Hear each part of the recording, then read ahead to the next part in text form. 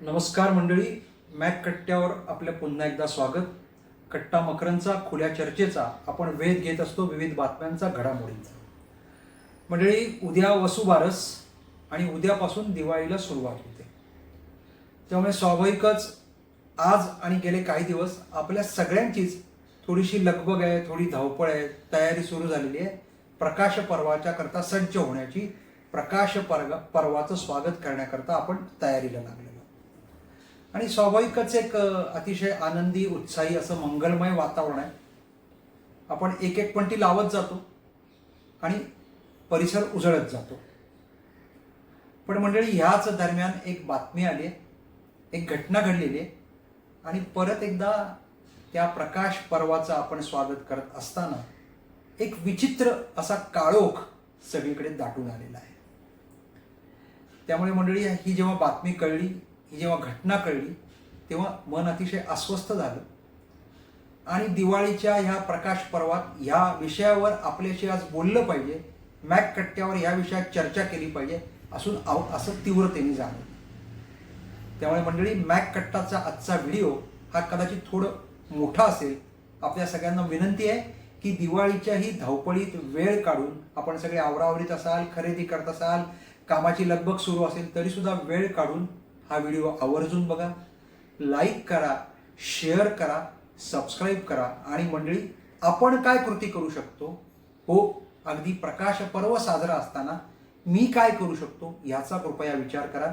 याकरता हा आजचा व्हिडिओ. मंडळी, सलीमचा संजू झाला. सलीमचा संजू झाला. सोनियाला तो आवडला. सलीमचा संजू झाला, सोनियाला तो आवडला. लव्ह जिहादचा आणखी एक बळी वाढला. मंडळी, आपण ह्याच घटनेवर बोलणार आहोत. घटना कुठली आहे? नेहमीप्रमाणेच आपल्या देशातील राजधानी दिल्लीतली, म्हणजे फार काही दूरची नाही, आपल्या जवळचीच आहे. आता तुम्ही म्हणाल आमच्यापर्यंत पोहोचलेली नाही आहे, आम्हाला माहीत नाही आहे, आम्ही या सगळ्या गडबडीत होतो त्यामुळे आमचं लक्ष नव्हतं. तर हे सगळं स्वाभाविक आहे.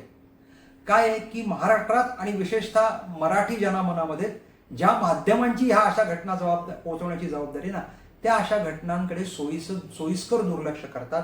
ते सिलेक्टिव्ह आहेत आणि म्हणूनच ही घटना आपल्यापर्यंत पोहोचलेली नाही. दैनिक जागरण पासून Hindustan Times, Hindu, India Today, Week, Indian Express अशा सगळ्या हिंदी इंग्रजी वृत्तपत्रात, राजधानी दिल्लीतल्या वृत्तपत्रात ही बातमी आलेली आहे. बातमी गंभीर आहे, त्यामुळे बातमीची दखल तिथल्या माध्यमांनी घेतलेली आहे. नवभारत टाइम्स या हिंदी दैनिकातही आलेली आहे. आणि स्वाभाविकच अशी जेव्हा बातमी येते तेव्हा मन सुन्न होतं, आपली हतबलता परत एकदा जाणवते आणि मग आपण कोणीही असो, आपल्याला अस्वस्थ वाटायला लागतं. मंडळी, त्याच अस्वस्थतेतनं आज सकाळी उठून एक मुक्त काव्य लिहिलं. त्याला मुक्त काव्य म्हणण्यापेक्षा एक वेदना किंवा एक जे आतल्या आत जाणवत होतं, जी घुसमट होत होती, तिला मोकळी वाट करून दिली आणि ती मी माझ्या फेसबुकवर पोस्ट केलेली आहे. आणि तेव्हाच ठरवलं आज मॅक कट्ट्यावर बोलताना आपण हे सगळे संदर्भ वापरायचे. आणि म्हणून मी तुम्हाला विनंती केली की आजचा मॅक कट्टा आवर्जून बघा. मोठा असला, थोडासा तुम्हाला कंटाळवाणा वाटला तरी सुद्धा तो आवर्जून बघा. शेअर करा, लाईक करा, सबस्क्राईब करा.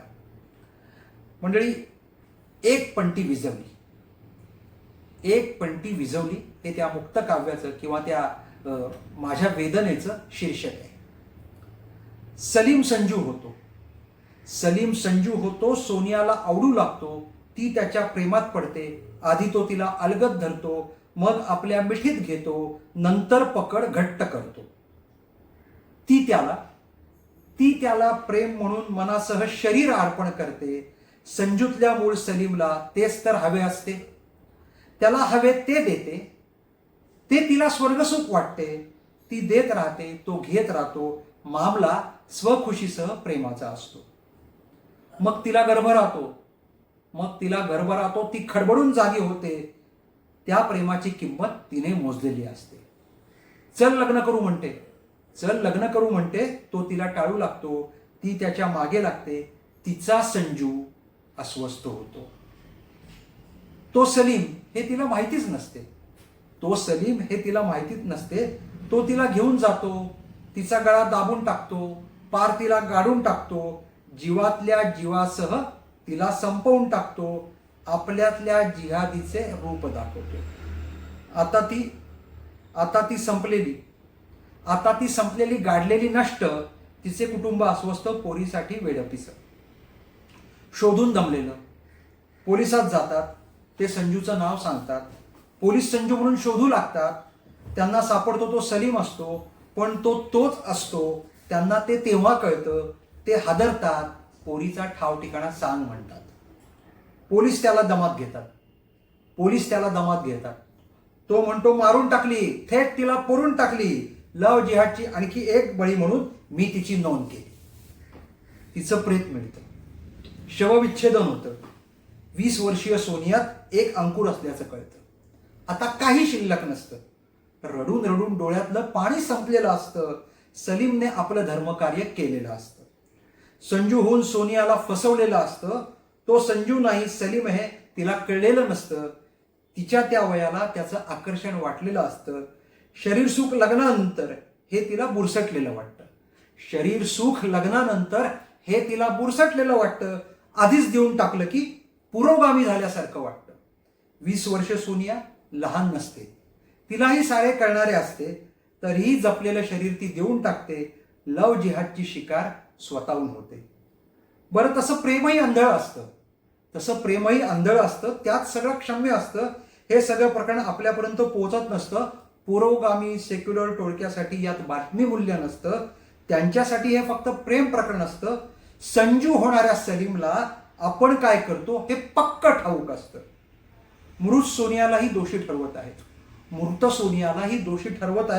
ती जिवंत, तो जिवंत, ती मेलेली आहे. त्याच्या घरी कौममध्ये तो पुरुष आहे. तिला कळायला हवं होतं, म्हणणारा समाज मोठा आहे. पुरुष असाच असतो, उतावळा, अधीर, ओरबाडणारा. तिनेच त्याला सांगायला हवं होतं सुरक्षित अंतर ठेवायला. तिलाच जबाबदार धरून प्रकरण दडपलं जाईल. नसती कटकट नको म्हणून सारवा होईल. तारुण्य सुलभ प्रेमापलीकडे लव जिहाद बसलेला आहे. संधीच्या शोधात सलीम संजू होऊन टपून आहे. त्यात सोनिया गावली आहे. त्याची शिकार झाली आहे. ऐन दिवाळीच्या तोंडावर सलीमने एक पणती विझवली आहे. मंडळी, हे मी पोस्ट केलं. मला अनेकांचे फोन आले. काही जणांनी त्या फेसबुकवर माझ्या कॉमेंटही पोस्ट केलेल्या आहेत. काही जणांनी ते शेअर केलंय. काही जणांनी व्हॉट्सअप करून सांगितलेलं आहे. एक प्रकारची अस्वस्थता, हतबलता, दुःख, राग, चीड सगळ्यांनी व्यक्त केलेला आहे. मंडळी, प्रश्न सोडवायचे असतील तर ह्या पलीकडे जावं लागतं. आणि म्हणून नुसतीच खंत, नुसती हतबलता, नुसती सुन्नपणा, नुसती चिडचिड, त्रागा इतकं पुरेसं नसतं. तर ती ठोस कृती आणि कृती संयमाने, नीट नियोजनाने आणि ती दीर्घकाळ उपयोगी ठरेल अशी करावी लागते. मंडळी, हा सगळा प्रकार दिल्लीत घडलेला आहे.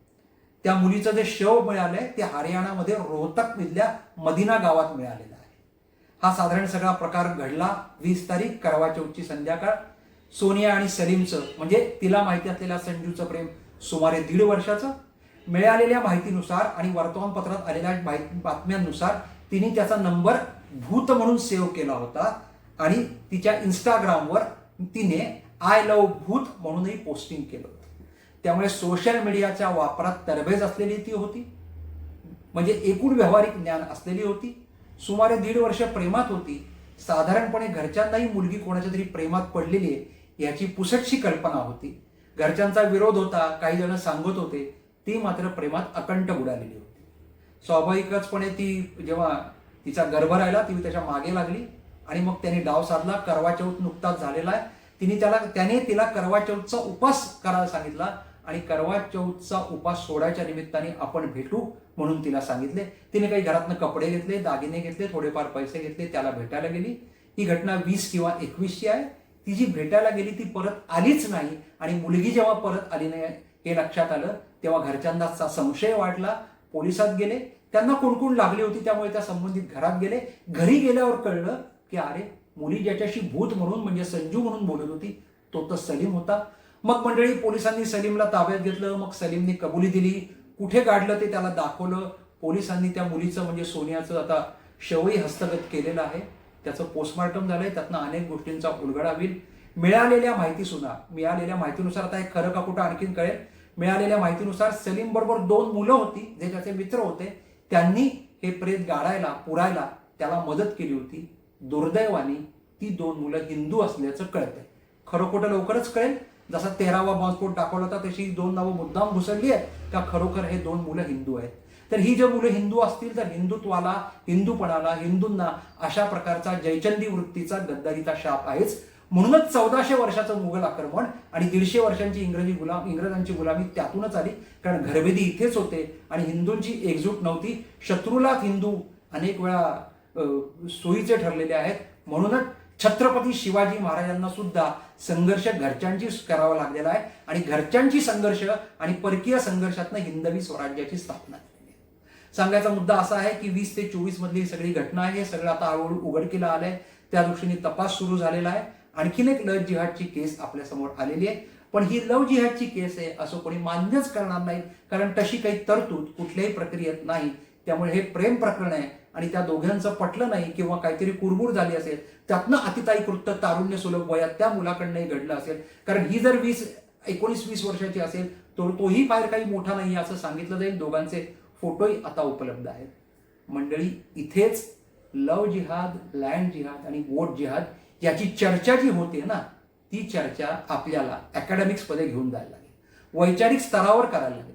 हे तर मान्य आहे की लव्ह जिहाद सारख्या विषयात शासकीय जबाबदारी वाढते. म्हणजे सुरक्षा व्यवस्थेची जबाबदारी वाढते. त्यातूनच राजकीय जबाबदारी वाढते. दुर्दैवाने आत्ता अशा प्रकारच्या लव्ह जिहादची जेव्हा चर्चा सुरू होते तेव्हा ते मतपेटीच्या विषयाकडे दृष्टीतनं बघितलं जातं आणि मग हे लांगुल चालन आहे का मतांचं ध्रुवीकरण आहे अशा चर्चेत जातं. त्यामुळे प्रश्न सुटत नाही आणि त्यातून बळींची संख्या वाढते.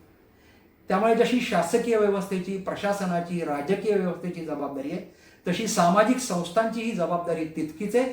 समाज म्हणून ह्या सगळ्या विषयांकडे अधिक गांभीर्याने बघायला लागेल आणि गांभीर्याने बघायचं असेल तर अभ्यासपूर्ण उत्तर शोधावं लागेल.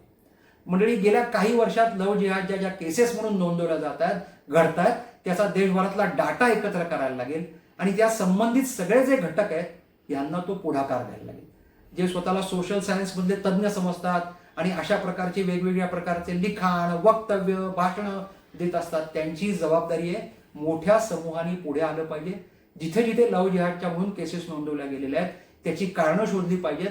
संबंधित सर्व घटक म्हणजे ज्या मुलीचे बळी गेले त्यांचे पालक, ज्यांच्यावर आरोप आहेत ते आरोपी, त्या ठिकाणची स्थानिक पोलीस स्टेशन जिथे ह्या तक्रारी नोंदवलेल्या आहेत आणि मग ह्याला जोडून संबंधित सर्व घटक ज्यांना स्वतःला समाज विज्ञानातलं कळतं त्यांना पुढाकार घ्यावा लागेल.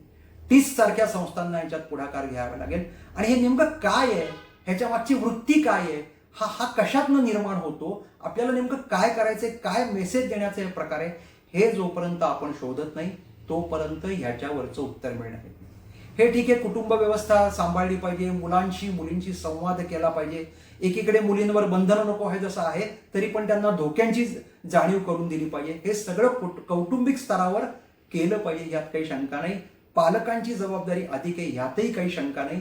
आता ज्या प्रकारे अभिव्यक्ती स्वातंत्र्याचं आपणच प्रमोशन करतोय किंवा त्याला चालना देतोय त्यामुळे मूल वेगाने लवकर मोठं होतंय. पूर्वी 12, 16, 14, 18 ही मुलांची मोठं होण्याची वय होती. आता कळण्याचंही वय वाढलेलं आहे. प्रचंड एक्सपोजर आहे. आणि मी जसं म्हटलं तसं की ज्या प्रकारची माध्यमं आपल्या भोवती आहेत त्या प्रकारे अनेक गोष्टी थेट मुलांपर्यंत पोहोचत आहेत आणि त्या पोहोचण्यातनंही काही नवे प्रश्न निर्माण होत आहेत. त्यामुळे बदलणारं तंत्रज्ञान, त्या तंत्रज्ञानाची सहज उपलब्धता आणि त्यातून मिळणारी माहिती, ती माहिती आपल्यासाठी योग्य आहे की नाही याचा नसलेला विवेक, त्याचं प्रचंड वाटणारं आकर्षण आणि यातून एक टोक गाठण्याची वृत्ती, यातून ह्या लव्ह जिहादच्या केसेस वाढत आहेत. मंडळी, म्हणून माझं पहिल्या वाक्य असं होतं की अतिशय गांभीर्यपणे ह्या सगळीकडे बघितलं पाहिजे. खूप विवेकाने, संयमाने पण ठाम आणि ठोसपणे या सगळ्या प्रकाराकडे बघितलं पाहिजे.